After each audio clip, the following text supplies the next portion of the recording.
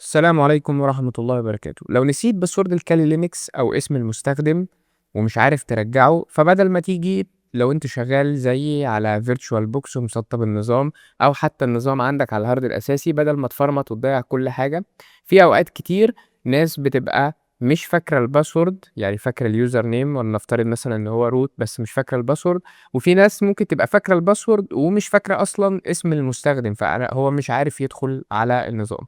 فازاي بكل سهولة تقدر ترجع الباسورد بتاعك او تغيره وتعرف كمان اليوزر وتدخل على النظام بسهولة بدون ما تعمل فورمات للملفات بتاعتك او تضيعها. فاحنا في حاجة بسيطة هنتعلم ازاي نتجاوز الباسورد ونغيره من قلب النظام حتى لو مش عارفين اسم اليوزر اصلا. يلا بينا نبتدي.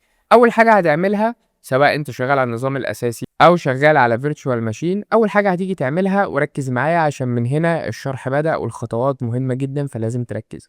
هنيجي نضغط هنا عشان نعمل ريستارت للنظام وهندوس ريستارت. هنعمل ريستارت وايدك تبقى جاهزه معايا على الكيبورد على حرف الاي.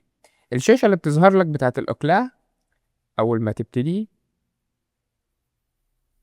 طبعا هو لسه بيدخل الشاشه دي، قبل ما يخلص الثواني دي لازم تضغط حرف اي. فانا دلوقتي ما سبتوش خلص الثواني دي، لان انا لو سبته يعد الثواني او دوست انتر هدخل على النظام على طول. لا، انا دوست حرف اي وبتظهر عندي الشاشه دي بالشكل ده. بقى عايزك تركز معايا كويس جدا، انا هبتدي استخدم اسهم الكيبورد عشان اتحرك في الشاشه دي. فلو جينا بصينا كده الشرطه الصغيره دي، انا هدوس على السهم اللي تحت، الشرطه بتنزل معايا اهي لو انتوا شايفينها بالماوس. انا بدوس السهم اللي تحت، هفضل انزل لحد كلمة لينكس، ومن كلمة لينكس دي لما الشرطة تبقى عند كلمة لينكس هبتدي تتحرك بالسهم يمين.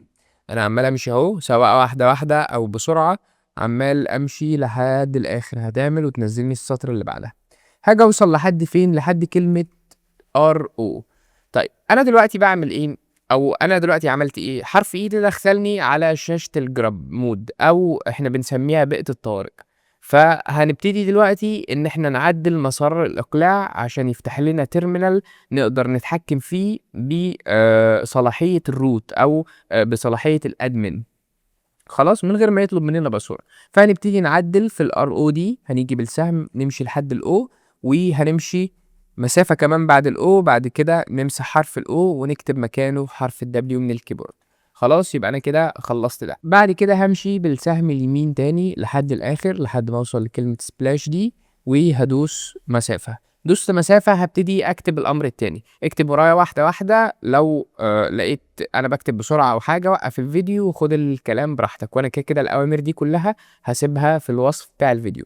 هبتدي اكتب اي ان اي تي، بعد كده علامة يساوي، بعد كده هعمل السلاش العادية بتاعتنا وهكتب بن، بعد كده سلاش واكتب بي اي اس اتش او باش. طيب خلاص كتبت الامر ده، انا ما بدوسش بقى انتر، بروح جاي دايس كنترول مع حرف الاكس، فبيبتدي يحمل معايا ويبتدي يدخلني للشاشة بتاعة التيرمينال.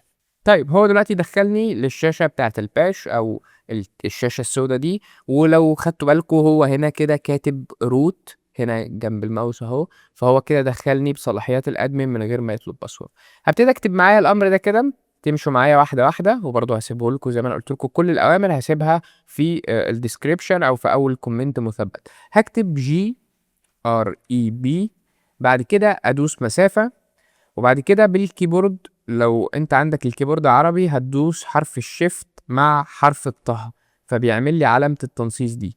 وبعدها هروح عامل السلاش المعكوسة. السلاش المعكوسة دي اللي هي بتبقى في اغلب الكيبوردات فوق الانتر، هدوس عليها دي كده السلاش المعكوسة، وهدوس حرف البي الخفيفة، بعد كده علامة الدولار، بعد كده رقم 6 علامة الدولار، وبرضو السلاش تانية المعكوسة، بعد كده ادوس حرف البي الخفيفة. تمام، وبعد كده بروح عامل قافل علامة التنصيص بتاعتي تاني، شيفت مع حرف الطاء يقفل علامة التنصيص. بعد كده اروح واخد مسافة وكاتب سلاش عادية خالص، وكاتب اي تي سي سلاش شادو او اس اتش اي دي او دبليو.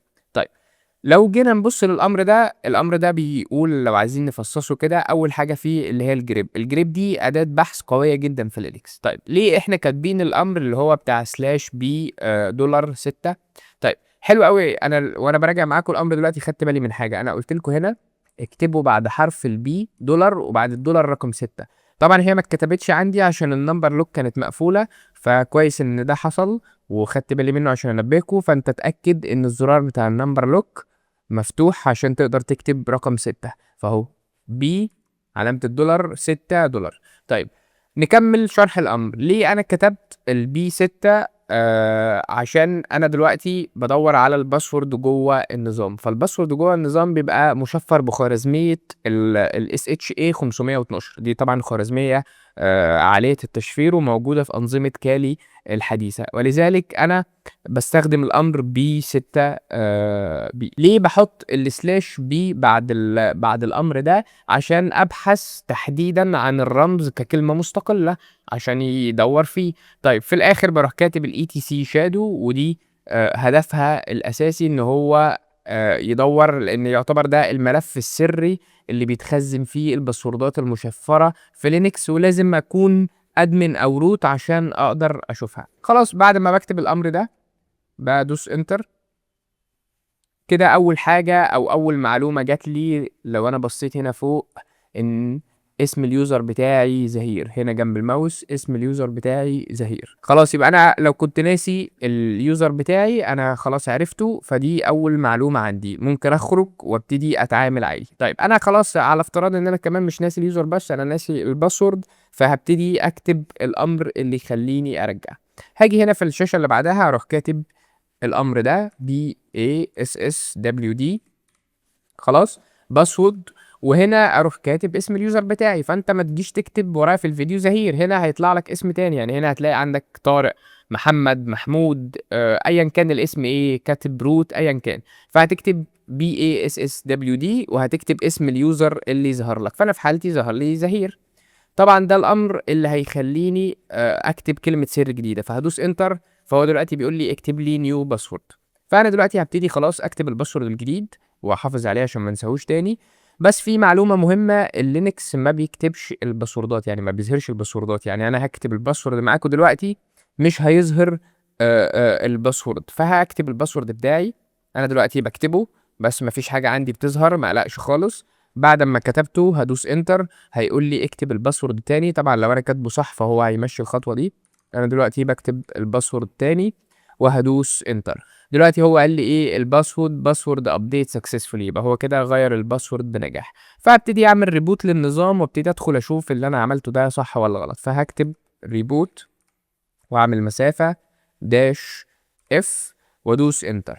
دلوقتي هو هيبتدي يعمل reboot للنظام، وأول ما يفتح هنجرب مع بعض ونشوف الكلام ده صح والّا لأ. طبعًا الشاشة دي اللي كانت بتيجي لي هادوس enter أو حتى هاسيبه لمّا يخلّص عد هو هيخش على طول، وهيبتدي يفتح معايا الLinux بشكل طبيعي خالص. فتح معايا شاشة تسجيل الدخول. أول معلومة أنا خدتها عرفت إن اليوزر بتاعي اسمه زهير، وهاجي هنا عند الباسورد أكتب الباسورد، هاشغّل طبعًا الnumber lock وأكتب الباسورد اللي أنا كتبته وغيّرته، وأفتح هالاقي النظام دخل وفتح معايا بشكل طبيعي خالص.